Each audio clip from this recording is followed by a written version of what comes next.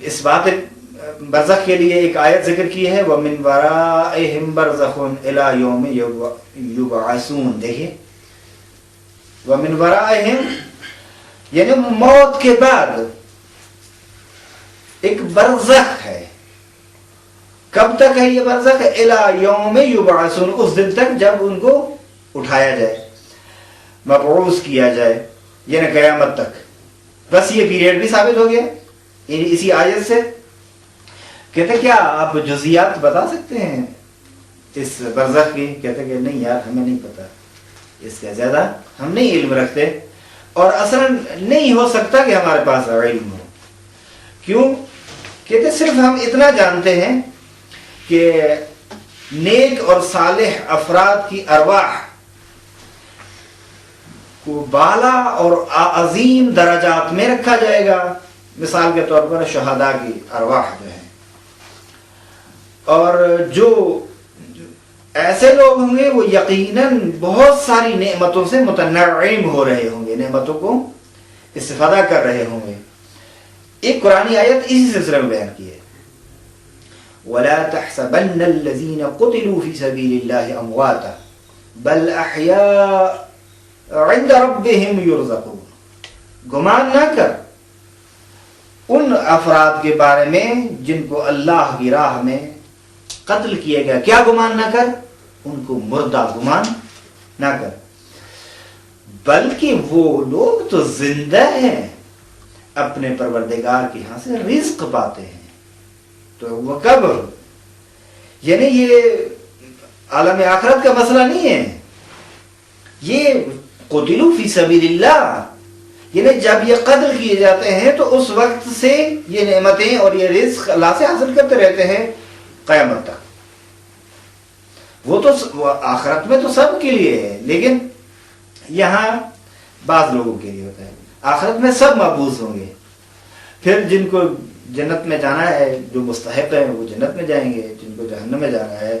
بعض مستحق نہیں ہوں گے لیکن استحقاق مل جائے گا ان کو، وہ شفاعت کے ذریعے سے یا پھر کچھ اور امور کی وجہ سے جن کا ذکر انشاءاللہ بعد میں کیا جائے گا اگر فرصت ہوئی اور کتاب میں یہ چیزیں نہیں ہیں. بہرحال کہتے ہیں کہ دیکھیے ظالم اور جابر طاغوت اور ان کے طرفدار اور حامی جو ہیں وہ معذب ہوں گے، ان کو عذاب دیا جائے گا. قرآن کریم میں اسی حقیقت کو فرعون کے بارے میں اور آل فرعون کے بارے میں یوں بیان کیا ہے النار یعرضون علیہا. کہتے ہیں کہ جہنم ان پر پھینکی جائے گی، یعنی آگ ان پر پھینکی جائے گی، عذاب ان کو دیا جائے گا. کب؟ غدوًا وعشیّا، صبح و مساء، ویوم اور اس دن تقوم الساعہ. یعنی دیکھیں دو چیزیں ہیں نا، ایک قیامت میں ان کو عذاب دیا جائے گا، ایک عذاب ان پر صبح و مساء ہے. وہ کب ہے؟ وہ کس دنیا میں؟ اسی دنیا کے بعد جو عالم برزخ ہے اسی میں. اگر عالم برزخ اس سے مراد نہ لے تو اس آیت کا مطلب صاف واضح نہیں ہوتا. بس یہ کہہ رہے ہیں کہ جہنم کی آگ جو ہے، آتش جو ہے، عذاب جو ہے، یعرضون علیہا، یہ پیش کیے جاتے ہیں اس جہنم میں، اس آتش میں، صبح و مساء. یعنی ہمیشہ ان کو یہ عذاب دیا جاتا ہے صبح و مساء. ویوم اور وہ ایک دوسرا دن بھی ہے تقوم الساعہ، جب قیامت برپا ہوگی. اب ادخلوا آل فرعون اشد العذاب، داخل کر دو باب افعال سے آل فرعون کو اشد عذاب میں، یعنی سخت ترین عذاب میں انہیں پھینک دو. کہتے ہیں دیکھیے جو گروہ ہے تیسرا، اس کی کیا صورت حال ہے. ایک تو بہت عظیم انسان ہوں گے، ان کو نعمتیں ملیں گی، بہت زیادہ گناہگار ہوں گے، ان کو عذاب دیا جائے گا، کافر مشرک وغیرہ، ظالم جابر طاغوت. لیکن ایک اور بھی ہے کہ کچھ اچھے اعمال ہیں، کچھ برے اعمال ہیں. کہتے ہیں یہ گروہ جو ہے نہ اس طرف جائے گا نہ اس طرف جائے گا، لیکن یہ ایک خواب کی مانند، نیند کی مانند وقت گزاریں گے. ان سے جب پوچھا جائے گا کتنا ہے, کہتے کہ 1 گھنٹہ ہوا ہے. یعنی اتنا عرصہ گزرنے کے باوجود یہ اس زندگی طولانی زندگی برزخ کو 1 گھنٹہ ہوا ہے. کہاں سے ثابت کر رہے ہیں؟ کہتے ہیں یہ دیکھیے یہاں ہم کچھ آیات ذکر کر رہے ہیں, وہیں سے ثابت ہے. کون سی آیت ہے؟ سورہ روم کی آیت ہے. اس میں کیا بیان کیا گیا ہے؟ اس میں یہ بیان کیا گیا ہے کہ گروہ سوم وَيَوْمَ تَقُومُ السَّاعَةُ يُقْسِمُ الْمُجْرِمُونَ مَا لَبِثُوا غَيْرَ سَاعَةٍ. اور وہ دن کہ تقوم الساعہ, جب قیامت برپا ہوگی, گنہگار یقسم قسم کھائیں گے, المجرمون گنہگار, ما لبثوا غیر ساعت, ہم تو صرف 1 گھنٹہ ہی یہاں ٹھہرے تھے. لبس یعنی ٹھہرنا. وقال الذين اوتوا العلم والایمان لقد لبثتم في كتاب الله الى يوم البعث فهذا يوم البعث. دیکھیں اب یہاں سے مابعد آیت پہلی آیت کو واضح کر رہی ہے. لیکن وہ افراد جن کو علم اور ایمان عطا کیا گیا, علم کی دولت سے بھی مالا مال ہیں اور ایمان کی دولت سے بھی مالا مال ہیں, ایسے افراد کہیں گے ان افراد کو جو کہہ رہے تھے کہ ہم تو صرف 1 گھنٹہ سوئے ہیں, ہم تو صرف 1 گھنٹہ ٹھہرے ہیں اس عالم برزخ میں, وہ کہیں گے قد لبثتم, بتحقیق تم ٹھہر چکے ہو, تم رہ چکے ہو اللہ کی کتاب میں الی یوم البعث, وہ موت سے لے کر یوم بعث تک رہے ہو, بہت بڑا عرصہ ہے. فہذا یوم البعث, یہ بعث عمومی ہے, سب کے لیے ہے. ولکنکم کنتم لا تعلمون, لیکن تم لوگ اس حقیقت سے جاہل تھے, نہیں جانتے تھے. روایات میں بھی پیغمبر اکرم سے یہ قبر کے بارے میں خصوصاً, اب یہاں بہت سارے مسائل ہیں کہ دیکھیے, جب یہاں عبارت اس نے کیا عبارت استعمال کی, اس نے کہا کہ ارواح, آیا اس قبر میں انسان کے اس خاکی بدن پہ بھی کچھ اثر پڑے گا یا نہیں, اس کو کچھ نعمتیں ملیں گی یا عذاب ملے گا یا نہیں ملے گا, اس کو مطرح نہیں کیا اس نے. جو کچھ یہاں لفظ ارواح کہا ہے یعنی روحوں کو یہ, لیکن یہ بدن عنصری کے بارے میں نہیں بتایا. کیا آپ کہہ سکتے ہیں کہ یہ بدن عنصری بھی ہے یا نہیں؟ صاحب کتاب خاموش ہے, لیکن ہم کہہ سکتے ہیں. ایک حدیث کو ذکر کر رہے ہیں آخر میں قبر کے بارے میں. دیکھیے روح, قبض روح کا مسئلہ ہے, مومن کی روح کیسے قبض ہو, منافق کی کیسے ہو, اور اہل بیت علیہ الصلوۃ والسلام آتے ہیں اور آنسو جب گرتے ہیں احتضار کی حالت میں, وہ کیوں گرتے ہیں آنسو؟ یہ آنسو خوشی کے آنسو ہوتے ہیں, اس لیے یہ آنسو گرتے ہیں چونکہ وہ ہستیاں جن کے لیے پوری زندگی یہ زندہ رہا ہے اور ان کے نام پہ اپنی جان بھی قربان کرنے کے لیے تیار تھا, اپنا مال خرچ کر رہا تھا, ان کا نام لیوا تھا, ان کی وجہ سے اسے قتل کیا جاتا تھا, انہی کی وجہ سے اس کی یعنی بے حرمتی کی جاتی تھی, یعنی تمام مشکلات جو جھیلی انہی کی وجہ سے. جب ان ہستیوں کو اپنے سامنے دیکھے گا تو وہ خوشی سے آنسو اس کے, کیونکہ ایک مرتبہ غم کے آنسو ہوتے ہیں, ایک مرتبہ سرور اور فرح اور خوشحالی کے آنسو ہوتے ہیں.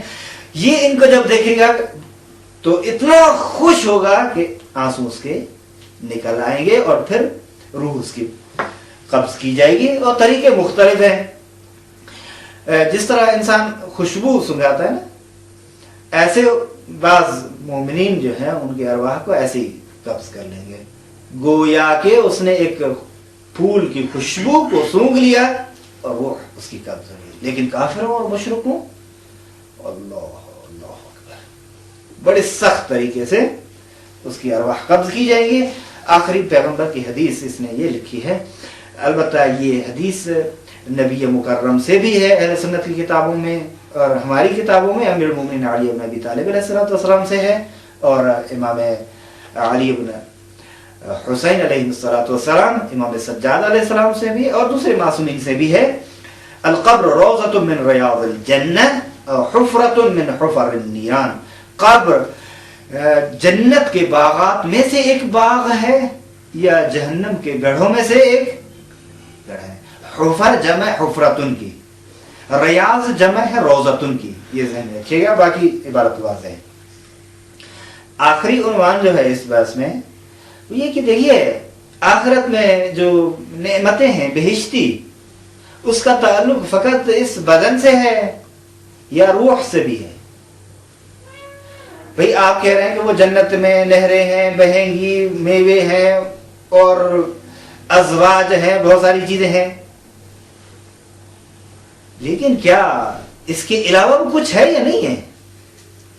یا یہی کھانا پینا جو کچھ جو جس بھی پھل کا یعنی سوچے گا کہے گا وہ پھل اس کے سامنے موجود ہے، ہر فیسلٹی اس کے سامنے، اور وہ جو نہریں جاری ہوں گی ان کی کیفیت کیا ہے؟ شہد کی نہریں ہیں، دودھ کی نہریں ہیں، ہر طرح کی ہیں۔ کہتے ہیں اس کے اوپر علاوہ بھی کوئی چیز ہے، وہ کیا ہے؟ وہ قرب الہی، یہ معنوی ہے، یہ حسی نہیں ہے اور یہ مادی بھی نہیں ہے۔ قرب کہ جس طرح آپ دونوں ایک دوسرے کے ساتھ بیٹھے ہوئے ہیں، یا یہ دونوں ایک دوسرے کے ساتھ بیٹھے ہیں، یا وہ دونوں ساتھ بیٹھے، نہیں، اس طرح نہیں ہے۔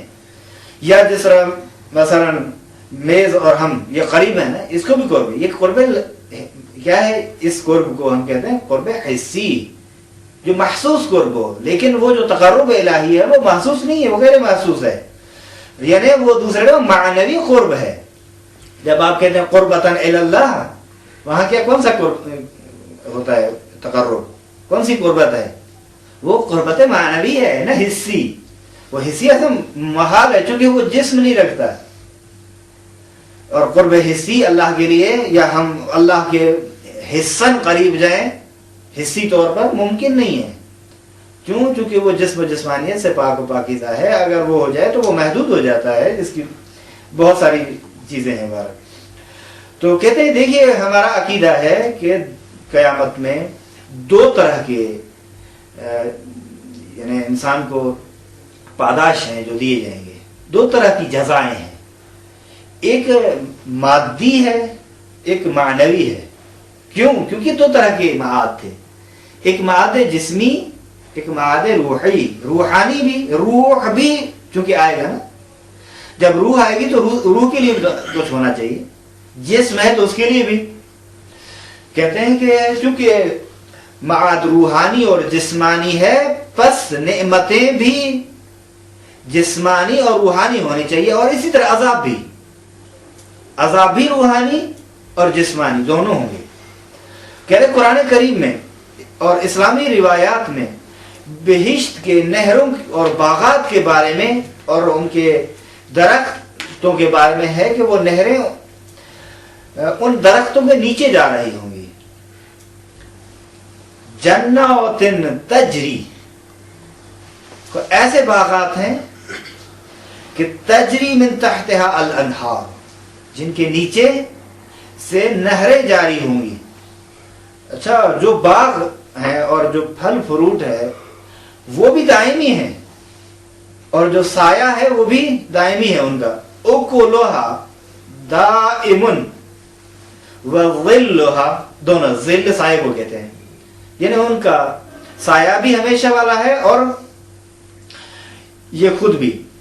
کہتے ہیں کہ مؤمن مخلص افراد کے لیے ان کی ازواج بھی ہوں گی، ہمسر بھی ہوں گی ان کی، وہ ازواج مطہرہ، لیکن وہ کیسی ازواج؟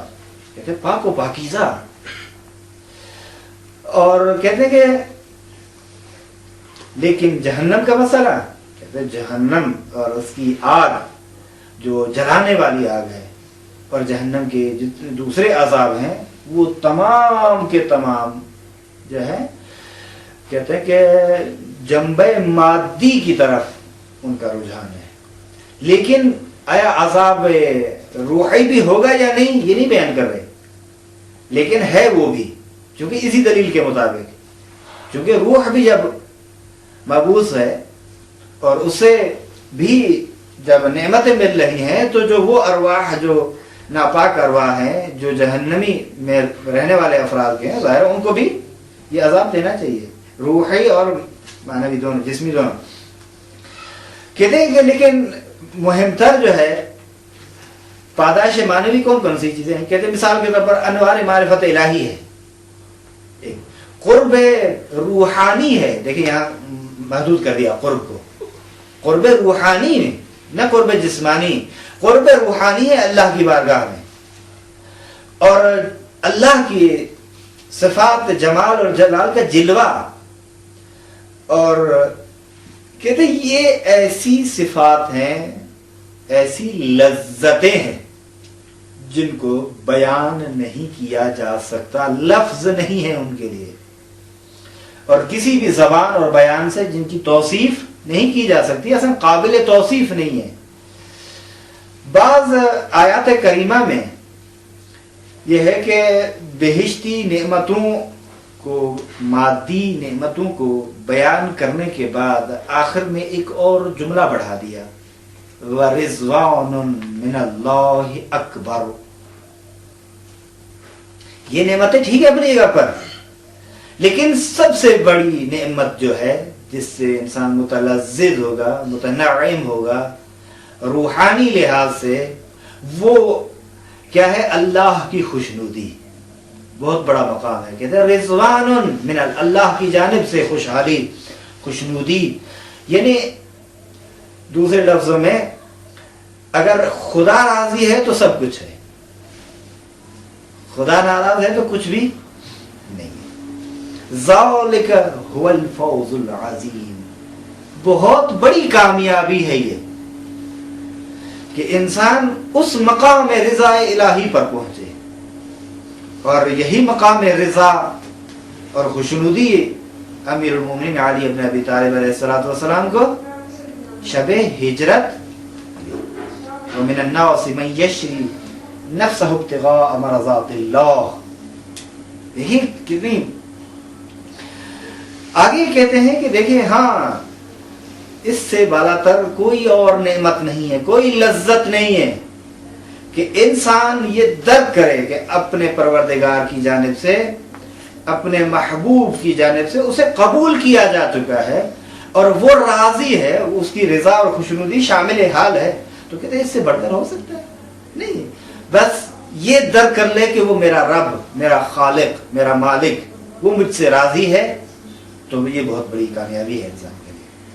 کہتے ہیں امام سجاد علیہ السلام کی ایک حدیث میں ہے کہ جس میں اللہ تبارک و تعالیٰ کہے گا رضائی عنکم و محبتی لکم خیر و اعظم مما انتم فیہ. دیکھیں لفظی ترجمہ اس کا ہے کہ میری رضا یعنی میرا تم سے راضی ہونا, رضائی عنکم و محبتی لکم, اور میری تمہارے ساتھ محبت جو ہے بہتر اور بڑھ کر ہے اس چیز سے جس میں آپ ہیں.